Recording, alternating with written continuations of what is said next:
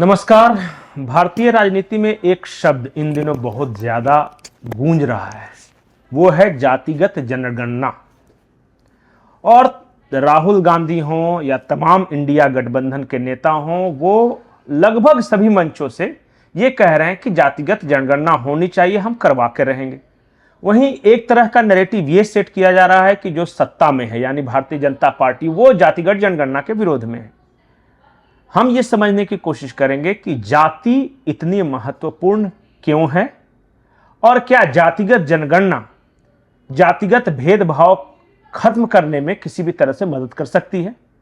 हमारे साथ जया भारती जी हैं, आपका बहुत बहुत स्वागत है।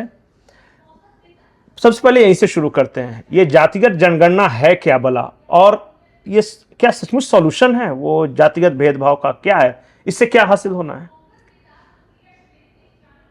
ये जो आपने बोला कि ये जाति जनगणना है क्या, अगर मैं इसे अपने दृष्टिकोण से देखूं तो it's a very regressive approach जो मुझे लगती है।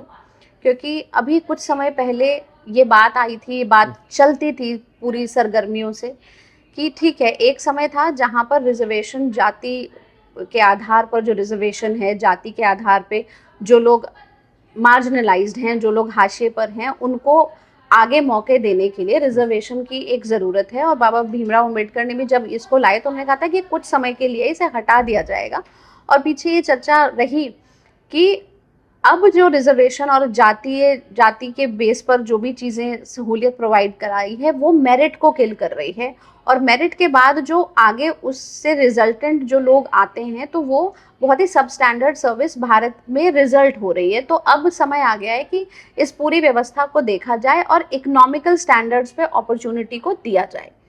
लेकिन यहाँ से जो हमें अपने राजनेताओं से अपेक्षा होती है कि वो आगे बात करें कि भारत को एकजुट, संगठित और विकासशील कैसे बनाया जाए, वहीं पर कंटिन्यूअसली, क्योंकि जब से भी भारत आज़ाद हुआ है और उससे भी पहले मैं कहूँ कि जो ब्रिटिश सामंतवाद, फ्यूडल लॉर्ड सिस्टम जो भारत में आया है, उसने भारत को भारत के ऊपर एक तो ये झूठ थोप दिया कि भारत के अंदर जाति प्रथा है। नहीं है, नहीं, भारत में भेदभाव नहीं है। भारत में जाति प्रथा कभी थी ही नहीं। जाति प्रथा का शब्द ही अंग्रेजों द्वारा लाया गया। पहला कास्ट बेस्ड सेंसस करवाया ही अंग्रेजों ने था।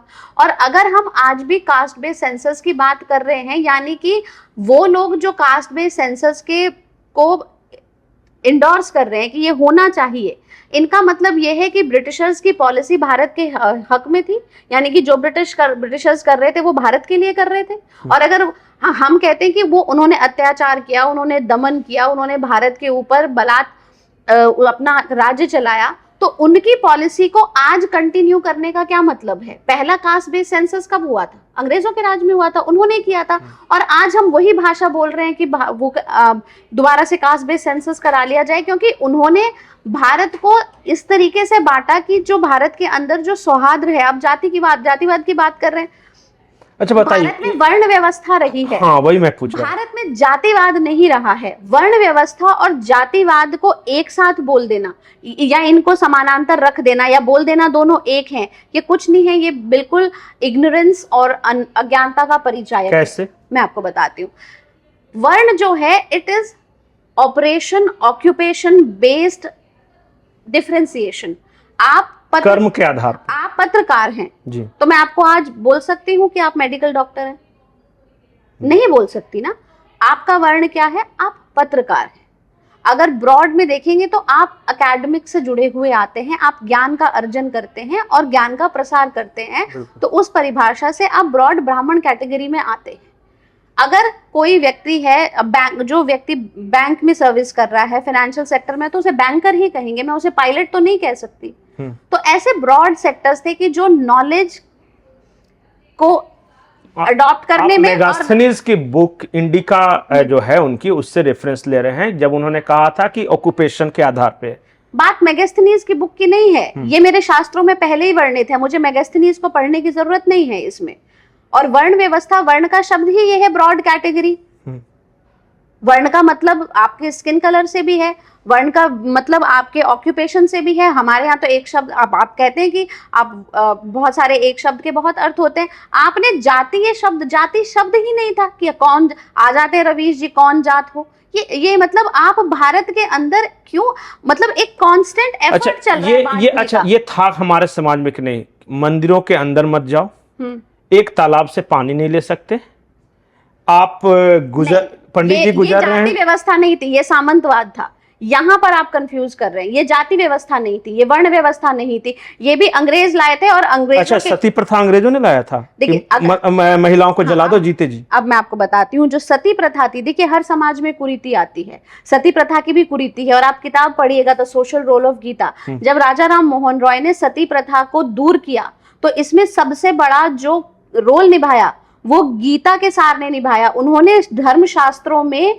जो तथ्य लिखे थे उनके बेस पे समाज में सती का रिफॉर्म लेकर के आया। यानी कि हमारे धार्मिक ग्रंथों में ये बेसिस था कि सती प्रथा इज नॉट अ रिलीजियस और social sanction, it was a कुरीति। आप पढ़िए सोशल रोल ऑफ गीता और सबसे पहले देखिए कैसे उन्होंने धर्मशास्त्र। तो जातिवाद भी कुरीति है। हाँ बिल्कुल है, और वो कुरीति मजबूत कर दी जाती है हमारे राजनेताओं के अपने इंटरेस्ट के लिए। जातिवाद छोड़िए, ये यादव है, ये कुर्मी है, ये चौधरी है, ये जाट है, क्यों कर रहे हैं ये? क्योंकि आप खुद भी नहीं चाहते कि आपको आज हम राहुल गांधी, आपने भी पहले भी राहुल गांधी की बात की, उनके पास कोई विकास का मुद्दा नहीं है, उनके पास कोई, आप देखें कभी भी वो पॉलिसी पे बात नहीं करेंगे कि ये प्रॉब्लम है, मेरे पास ये पॉलिसी, ये अप्रोच है। कभी भी वो लोग जो जातिवाद का मुद्दा करते हैं वो चाहते हैं कि लोग उन्हें जाति पर ही वोट करें। वो कभी भी नहीं चाहते कि क्षेत्रीय मुद्दे, पर्सनल मुद्दे, नेशनल इश्यूज, इनके ऊपर वोट किया जाए। वो कभी उन मुद्दों को नहीं लेकर के जाते, वो लोगों को विभाजित करके ही वोट लेना चाहते हैं। अच्छा, यानी कि लोगों को बांटा जा रहा है पॉलिटिकल इंटरेस्ट। एक बात बताइए, वो आप कह रही हैं राहुल गांधी विभाजित करते हैं, मैं ये कहता हूं कि ब्राह्मणवाद विभाजित कर रहा है। नहीं, सामंतवाद विभाजित कर रहा है। ब्राह्मण कभी विभाजित कर ही नहीं सकता। ब्राह्मण, आज अगर हम देखें कि मेरे यहाँ पर अगर कोई विवाह होता है, अगर किसी का जन्म होता है, तो बहुत सारे जो हमारे समूह के लोग हैं उनके बिना तो हमारे कितने रिवाज नहीं पूरे होते। नाई नहीं आएगा तब रिवाज पूरा नहीं होगा, कुम्हार नहीं आएंगे तब पूरा नहीं होगा। वो तो आपकी जमींदारी थी ना कि फलाना तुम पानी लेके आ जाओ, तुम मिट्टी का बर्तन लेके आ जाओ। ऐसा नहीं होता था। उनके पूजन भी होते थे, उनको उपहार दिए जाते थे। उन सारे कल्चर्स को दबा दिया, वो आज भी होते हैं, उनके बारे में कोई चर्चा नहीं की जाती।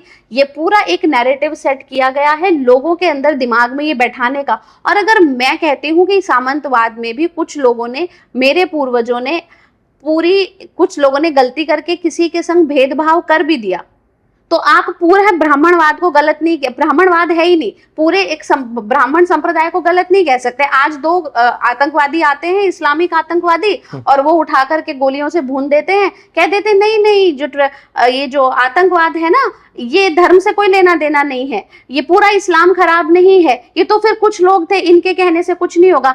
अरे वो लोग नाम अपने अल्लाह का नाम लेके, अपने भगवान का नाम लेकर के, आज आप देख रहे हैं वो हिंदुओं को छांट करके बांग्लादेश में मार रहे हैं, लेकिन वहां पर कोई नहीं कहेगा कि इस्लाम वायलेंट है। लेकिन हिंदू ब्राह्मण जातिवाद है। यहाँ पर इतना सेलेक्टिव नैरेटिव सेट किया जाता है, और ये चीज हिंदुओं के दिमाग में बिठा दी कि आज उनकी मेमोरी से भी खत्म हो गया कि वर्ण व्यवस्था क्या थी, और जातिवाद का कोई रूट हमारे शास्त्रों में नहीं है, या हमारी सभ्यता में, या हमारे सोशल सिस्टम में नहीं रहा है। पर आप उनके साथ छुआछूत भेदभाव करेंगे तो सामने वाले कर रहा है छुआछूत भेदभाव। आज की डेट में मैं किसी रेस्टोरेंट में बैठकर, आप रेस्टोरेंट में नहीं है, गाँव में जाके देखिए। हाँ, तो गांव में मैं भी गांव, क्या आपको लगता है कि हमारे गांव में नहीं है?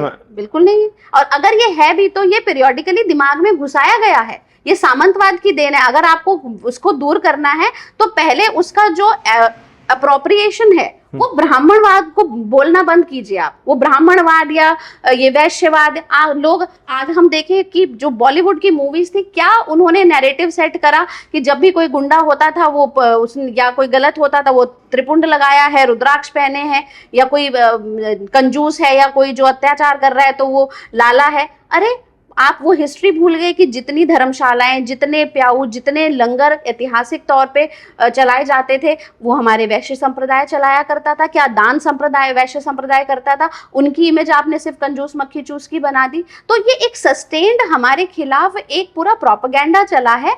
और जो सामंतवाद को है, आप उसे जातिवाद कह रहे हैं।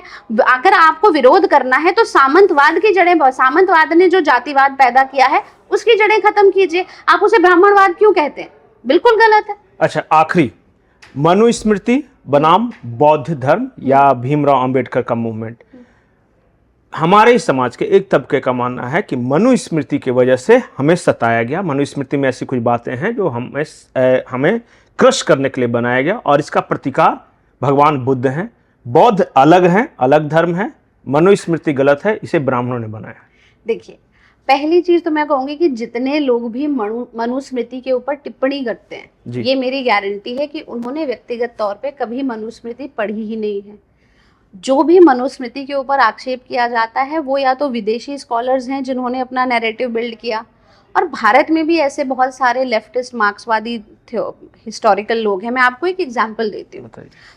The history of India, Romila Thapar की मैं एक किताब पढ़ रही थी। रोमिला थापर भारत से हैं और उसमें उन्होंने एक लाइन लिखी हुई मैं पढ़ रही थी कि आर्यन इन्वेजन के ऊपर उनका एक चैप्टर था और उन्होंने लिखा कि ये जो भगवान श्री राम, लक्ष्मण और माँ सीता हैं जो अयोध्या से अपने वनवास के समय दक्षिण भारत की तरफ गए हैं, तो ये एक एग्जाम्पल है कि ये इन्वेड करते हुए चले गए।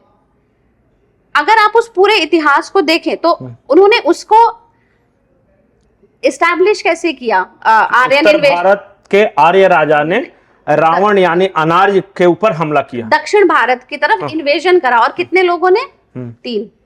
एक उसमें से उनकी पत्नी है, एक छोटा भाई और भगवान राम है जो वनवास में कंदमूल खा करके। आपको क्या कोई भी इस अगर आप रामायण का इतिहास पढ़ते हैं तो क्या आपको कोई भी प्रकरण ऐसा दिखता है कि जब तक माँ सीता को उन्होंने नहीं लिया या बाली का जो वध उन्होंने नहीं किया? बाली में भी तब गए जब सुग्रीव ने सहायता मांगी, उन्होंने खुद उस पर चढ़ाई नहीं करी और ना बाली के राज्य पर अपने आप को बैठाया, उसके भाई को वो राज्य दे दिया। रावण में भी विभीषण को राज्य दे दिया, उन्होंने लंका के ऊपर राज्य नहीं कहा। हालांकि लक्ष्मण ने कहा कि ले लो, उन्होंने कहा नहीं, हम, मुझे अपनी अयोध्या प्यारी है, मुझे किसी का राज्य नहीं लेना। उन्होंने किसी के ऊपर अपना आधिपत्य नहीं जमाया। इन 2 प्रकरणों को अगर हम छोड़ दें तो किसी के साथ उनका कोई युद्ध व्यवहार नहीं है। तो जब युद्ध व्यवहार नहीं है तो आप इन्वेजन कैसे हो गया? और आप इसको वैलिडेट कर रहे हैं कि ये आर्यन इन्वेजन है। तो इस प्रकार इंडस वैली सिविलाइजेशन वो खत्म किया आर्यों ने, आक्रमण करके लूट मार करते थे। यही हमने तो हिस्ट्री में यही पढ़ा है। पहली चीज, आर्य जो भी बाहर से जो पहला इन्वेजन था वो अलेक्जेंडर, सिकंदर ने भारत के अंदर किया था। ठीक, वहां पर जितने भी युद्ध होते रहे तो जहां पे भी युद्ध होंगे वो हुआ। आर्य पूरे भारत की जो ये इंडियन पेनिनसुला रीजन है इसे आर्यव्रत कहते हैं। क्या नॉर्दर्न इंडिया को आर्यव्रत कहते हैं? अगर आप इतिहास पढ़ें, अगर आप पुराने पांडुलिपियां पढ़ें, मैन्युस्क्रिप्ट्स पढ़ें तो आर्यावर्ते, भारत खंडे, जम्बू द्वीप पे। तो आर्याव्रत मतलब पूरा इंडिया फ्रॉम सेंट्रल एशिया और जो दक्षिण कन्याकुमारी तक था वो आर्यव्रत था। आर्य का मतलब होता है the one who thinks noble, the one who talks noble, the one who does noble. क्या भगवान राम ये नोबल नहीं थे कि उन्होंने किसी के राज्य का एक तिनका नहीं लिया? बाली ने उसको बलात् निकाला था तो सुग्रीव को राजा बनाया। रावण अगर मरा तो उन्होंने विभीषण को राजा बनाया, उनका एक तिनका लेकर के वापस नहीं आए। जैसे वल्कल वस्त्रों में गए थे उन्हीं में वापस आते हैं। आप वो आर्य नहीं दिखता है आपको? आप वो नहीं देखते हैं कि भरत जो है 14 वर्ष बिल्कुल उसी व्यवहार में जीते हैं, राज्य की सेवा करते हैं। पर वो चीज आप नहीं बताएंगे क्योंकि वो नैरेटिव को सूट नहीं कर रहा है ना। वो भारत के अंदर अपने प्रति जो गिल्ट का भाव है वो तो ला ही नहीं रहा है। हमारा देश एक अकेला ऐसा देश है जिसके इतिहासकार हमें ऐसे इतिहास बताते हैं कि हमारे अंदर गिल्ट पैदा हो। हमें अपने इतिहास क्यों पढ़ाया जाता है? गर्व के लिए। और हमें किस लिए पढ़ाया जाता है? कि अपने इतिहास, अपनी संस्कृति के बारे में हीन भावना पैदा हो। अम्बेडकर के बौद्ध मूवमेंट को आप कैसे देखते हैं? बौद्ध मूवमेंट पे मैं आती हूँ। अब पहली चीज जो ये कहते हैं कि मनुस्मृति भिन्न है और बौद्ध मूवमेंट भिन्न है, मतलब आपने चुटकी भर भी भारत के योग, भारत के जो चेतना और जो पूरा कॉन्शियसनेस मूवमेंट है उसे नहीं पढ़ा। अगर हम देखें तो जो सनातन है और बौद्ध है वो बिल्कुल भिन्न है ही नहीं। सनातन की जो, अगर हम सनातन शब्द लें तो सनातन का मतलब होता है इटर्नल, जो आदि से अंत तक है, उसे सनातन कहा जाता है। तो धर्म का मतलब होता है द ड्यूटी, बिल्कुल, जो मेरा पिता के प्रति पुत्री का धर्म है, पुत्र का धर्म है, भाई का धर्म है, राजधर्म, पितृधर्म, वो सेंस ऑफ ड्यूटी है। लेकिन एक होता है सनातन धर्म। सनातन धर्म यानी कि जिस ईश्वरीय चेतना से आपका उद्गम हुआ है और आप इस मानव जीवन में आए हैं, इस मानव जीवन के रहते रहते आप उस चेतना को जान लें, उससे जुड़ जाएं, ये आपकी ड्यूटी उस चेतना के प्रति है, तो सनातन धर्म। बाकी जो हमारे क्रियाकलाप हैं, यही बौद्ध बता रहे हैं। मैं बताती हूँ। और जो बाकी क्रियाकलाप आप कर रहे हैं वो है सनातन सभ्यता, वो हमारे सिविलाइजेशनल कल्चरल प्रैक्टिसेस हैं जी। और जब भी आप एक किसी चेतना को जानना चाहते हैं तो वो ध्यान, योग, गुरु शिष्य परंपरा में रूटेड है। बौद्ध धर्म भी ध्यान, योग और गुरु शिष्य परंपरा में रूटेड है। उनको भी सुजाता ऋषि ने ज्ञान दिया गौतम बुद्ध को। गौतम बुद्ध के आगे इतने शिष्य हुए उन्होंने, और हमेशा गुरुओं के जो शिष्य होते थे वो जो युक्ति है, वो जो दिव्य ज्ञान है, वो जो ब्रह्म ज्ञान है, वो जो ईश्वर की चेतना, जो कहते हैं चक्षुर, जो हमारा तीसरा नेत्र खोला जाता है जिससे ईश्वर का साक्षात्कार होता है, वही विद्या, वही ज्ञान, वही यौगिक ज्ञान जो है वो आगे दिया जाता है। उसे ही ब्रह्म ज्ञान कहते हैं, उसे ही ये तत्व ज्ञान कहा जाता है। वही चीज वही गौतम बुद्ध अपने शिष्यों को दे रहे हैं, उसी ध्यान की ओर गौतम बुद्ध बढ़ा रहे हैं। और आप कह रहे हैं सनातन से बौद्ध भिन्न है। आपने ये, कोई भी व्यक्ति जिसने इसका अध्ययन किया होगा उसने इस कॉमन चीज को पाया होगा, और उसको जान करके भी अगर आपने इनकी भिन्न भिन्न डेफिनेशन दे करके लोगों को बताया है, और लोग तो आपने सिर्फ भ्रमित करने का काम किया है, आपने भारत को तोड़ने का काम किया है, आपने भारत के लोगों को बांटने का आखिरी सवाल, मैं एक जगह रिसर्च देख रहा था, वो ब्राह्मण जिन या ब्राह्मण स्पर्म की डिमांड, ये क्या नया चीज है? वो देखिए, मैं आपको बताती हूँ कि हमारा जो जीनोम है, जो डीएनए है, अगर हम पढ़ते हैं जीनोम सिस्टम को, जेनेटिक्स को, तो हम जो भी प्रैक्टिस करते हैं, तो अभी एक बहुत बड़ी थ्योरी भी है जो क्वांटम मैकेनिक्स और कि जो आप प्रैक्टिस करते हैं अपनी डेली लाइफ में, वो आपके डीएनए तक को रिफॉर्म करती है।